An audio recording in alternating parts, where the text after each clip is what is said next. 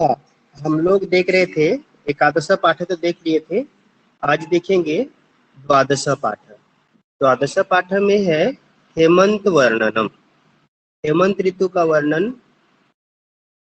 इसमें जो है संस्कृत साहित्य में जितने भी कवि हैं, प्रायः देखिए, जैसे मेघदूत ऋतु माने कालिदास जी का मेघदूत जो है ये वर्षा ऋतु का वर्णन है उसमें, है ना। और यहाँ पर है हेमंत ऋतु का वर्णन, मुझे उसमें जो है अधिक नहीं मिलता, लेकिन यहाँ पर आदि कवि इसके अपवाद है। उन्होंने सरल और मधुर शैली में इस ऋतु का मोहक वर्णन किया है। और यह जो पद्यांश है ये वाल्मीकि रामायण के अरण्य कांड से लिया गया है। ठीक है।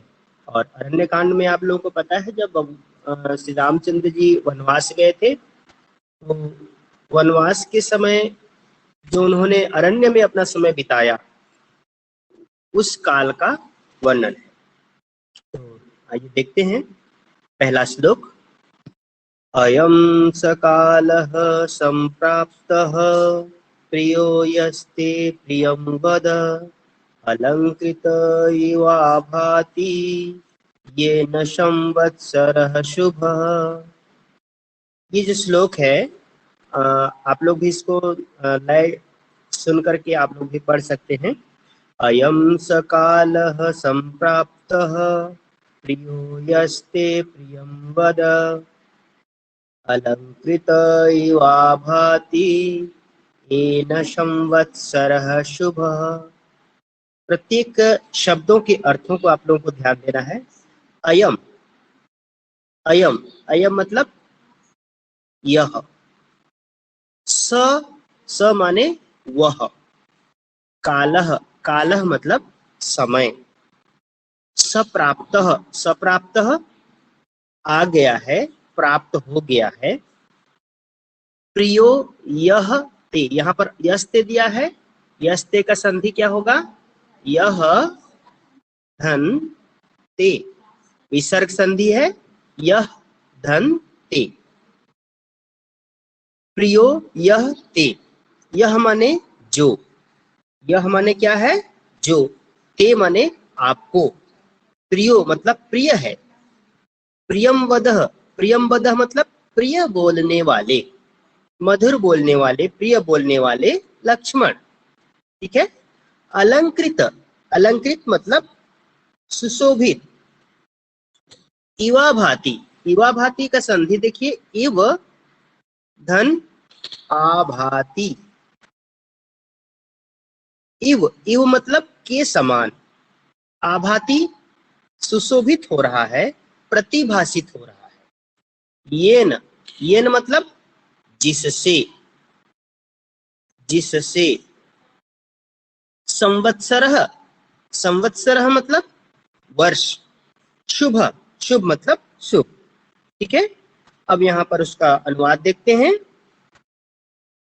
यहाँ पर कवि कहते हैं कि हेमंत ऋतु के आने पर, जब वनवास के समय श्री रामचंद्र जी अपने भाई लक्ष्मण से कहते हैं, ठीक है, हेमंत ऋतु के आने पर श्री रामचंद्र जी अपने छोटे भाई लक्ष्मण से कहते हैं कि हे प्रिय बोलने वाले लक्ष्मण, यहाँ पर ध्यान दीजिए, हे प्रिय बोलने वाले लक्ष्मण, प्रियम वदः, हे प्रिय बोलने वाले लक्ष्मण, प्रियो यस्ते, हे प्रिय बोलने वाले लक्ष्मण,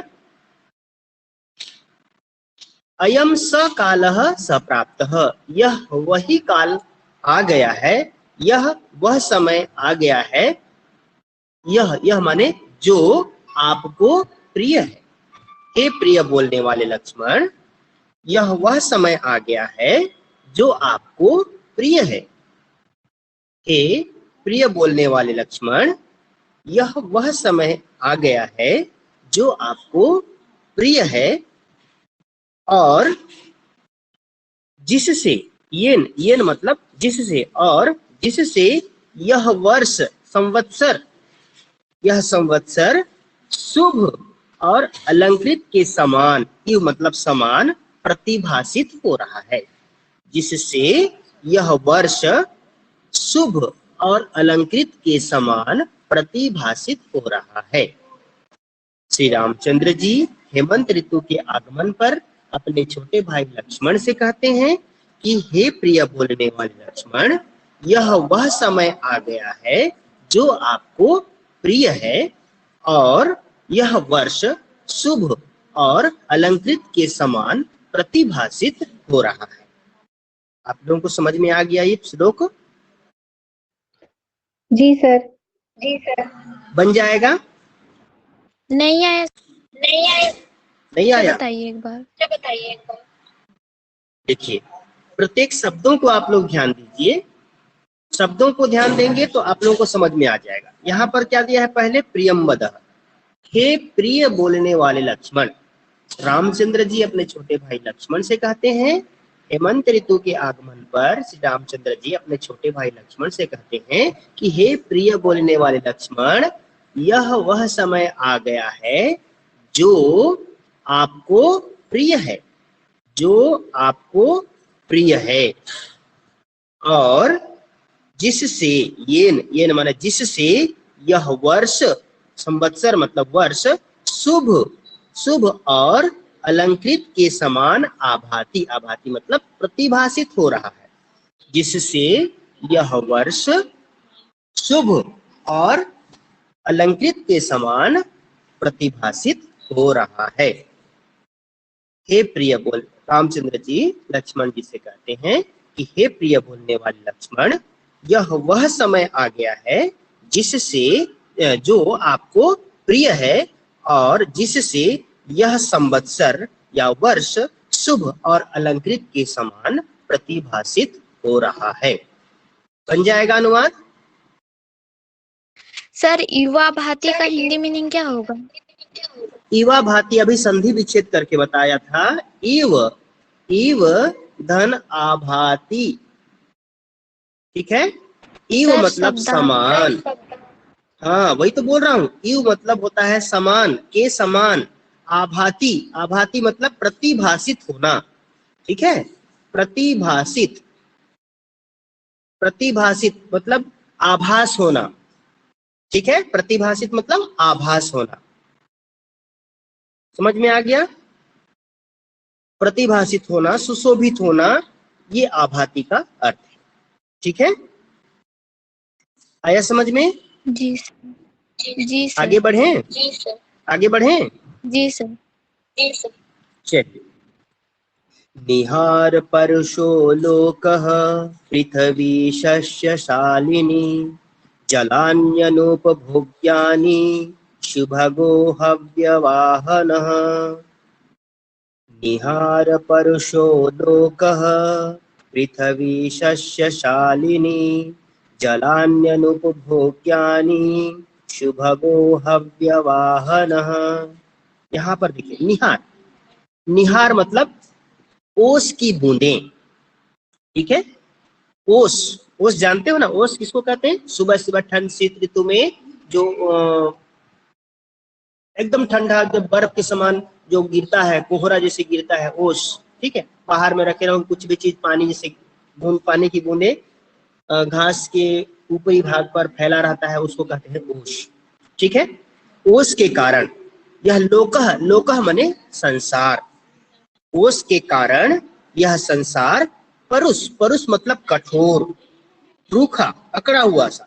जैसे बर्फ ढक जाता है, बर्फ ढक जाता है तो उस समय जो है हर चीज जो है थोड़ा सा कड़ा कड़ा लगता है, ठीक है। जैसे घास में बर्फ ढका हुआ रहता है तो उस समय एकदम कठोर टाइप का दिखाई देता है, ठीक। उसी को कहा गया है कि यह संसार ओस के कारण अकड़ सा गया है या रूखा सा लग रहा है, कठोर हो गया है।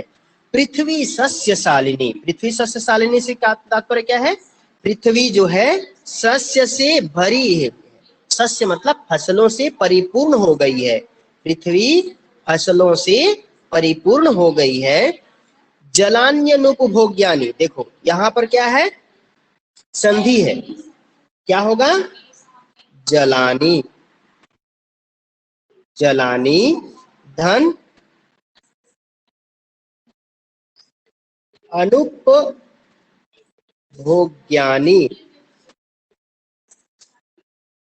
ठीक है। जलानी अनुपभोग्यानि, अनुपभोग्यानि में अन धन उपभोग्यानि, ठीक है। जलानि धन अन धन उपभोग्यानि, मतलब जल उपभोग करने योग्य नहीं है, मतलब उपभोग करने योग्य नहीं है, इसका तात्पर्य क्या है? अच्छा नहीं लगता।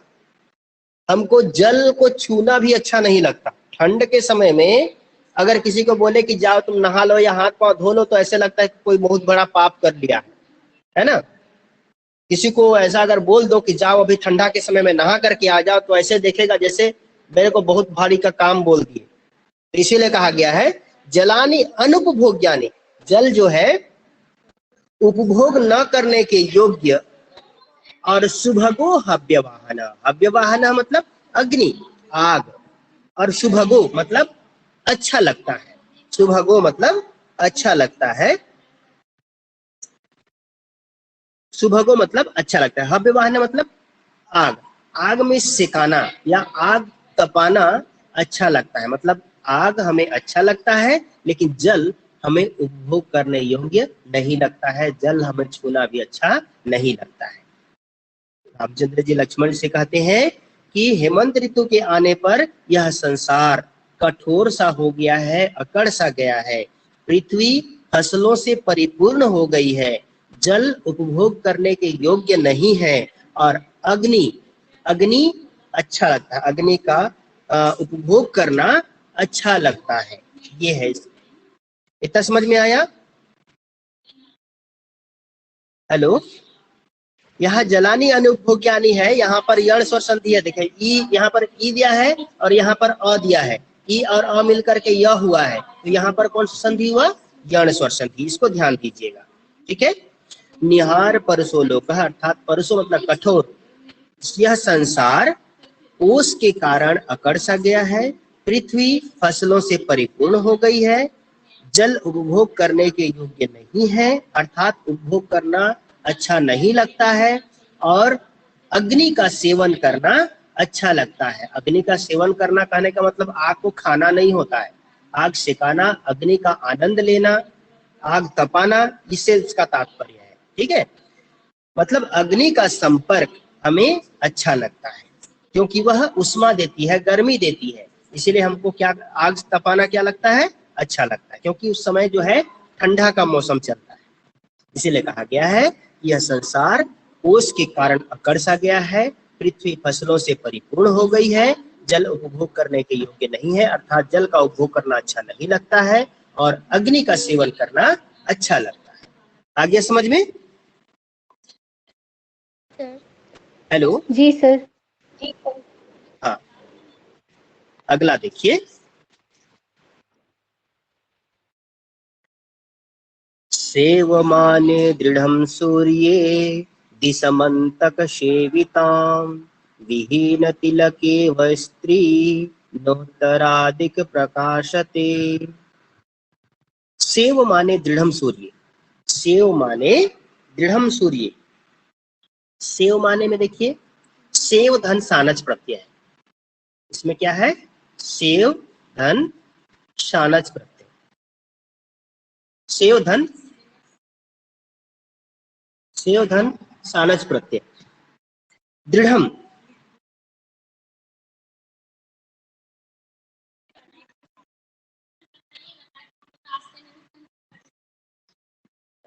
दिशम अंतक, दिशम अंतक मतलब अंतक दिशा, अंतक दिशा किसको कहते हैं? दक्षिण दिशाओं को कहते हैं, दक्षिण दिशा को यम का दिशा माना जाता है, ठीक है। कहने का मतलब सूर्य, सूर्य जो है दक्षिणायन में होने के कारण या दक्षिण दिशा में होने के कारण, सूर्य दक्षिण दिशा में होने के कारण विहीन तिलकेव, विहीन तिलकेव मतलब विहीन तिलक एव, यहां पर संधि है, विहीन धन तिलक धन एव, ठीक है, विहीन धन तिलक धन एव, विहीन तिलक एव, यहां पर गुण स्वर संधि है,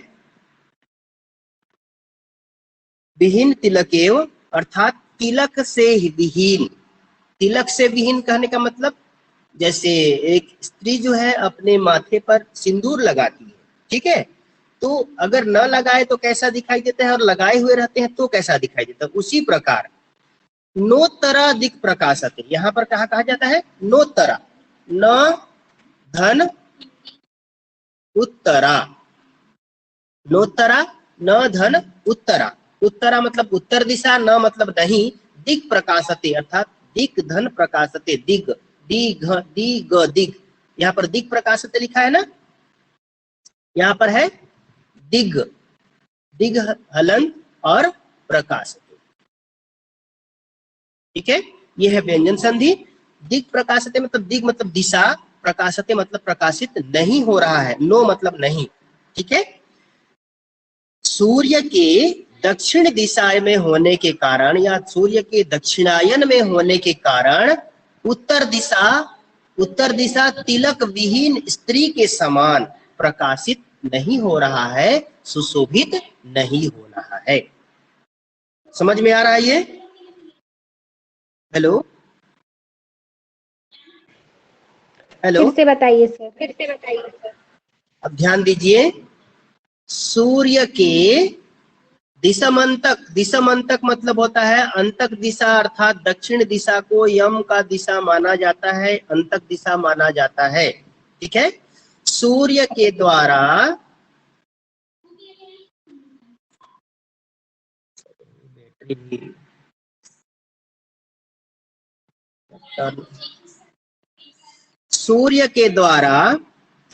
सूर्य के द्वारा दक्षिण दिशा का सेविता मतलब सेव माने सेवन करने पर, सूर्य के द्वारा दक्षिणायन होने पर या सूर्य के द्वारा दक्षिण दिशा में होने के कारण उत्तरा, यहाँ पर देखिए उत्तर दिशा तिलक विहीन स्त्री अर्थात तिलक विहीन स्त्री के समान उत्तर दिशा प्रकाशित नहीं हो रहा है, सुशोभित नहीं हो रहा है।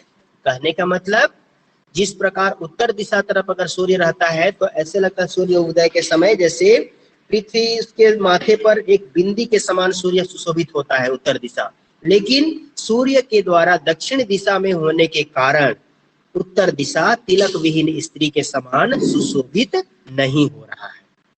ये समझ में आ रहा है?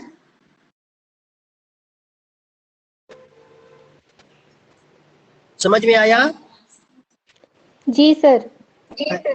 बन जाएगा ना? बन जाएगा ना? जी सर। चलिए आगे देखते हैं। सर फिर से बताइए एक बार। किसका? फिर से बताएं। देखिए, दृढ़म मतलब दृढ़ता पूर्वक सूर्य दिशम अंतक सेविताम, सूर्य के द्वारा दक्षिण दिशा का सेवन करने पर, सेवन करने का मतलब यहाँ पर क्या है? सूर्य के द्वारा दक्षिणायन होने के कारण या दक्षिण दिशा में भ्रमण करने के कारण उत्तर दिशा तिलक विहीन स्त्री के समान प्रकाशित नहीं हो रहा है, सुशोभित नहीं हो रहा है। सूर्य के द्वारा दक्षिण दिशा में भ्रमण करने के कारण, दक्षिणायन होने के कारण उत्तर दिशा तिलक विहीन स्त्री के समान सुशोभित नहीं हो रहा है। आगे समझ में? किसी को कुछ कंफ्यूजन है तो पूछिए, कहां पर समझ में नहीं आ रहा है?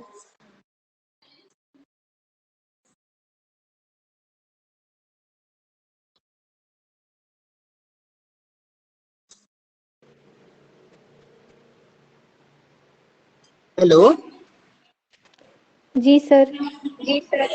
समझ में आ गया या नहीं आया? आ गया सर। बन जाएगा ना? जी सर। चलिए ठीक है। चूंकि मेरा बैटरी एकदम बिल्कुल डाउन हो गया है आज का, तो इसीलिए जो है आज मैं 3 ही श्लोक बता रहा हूँ आप लोगों को।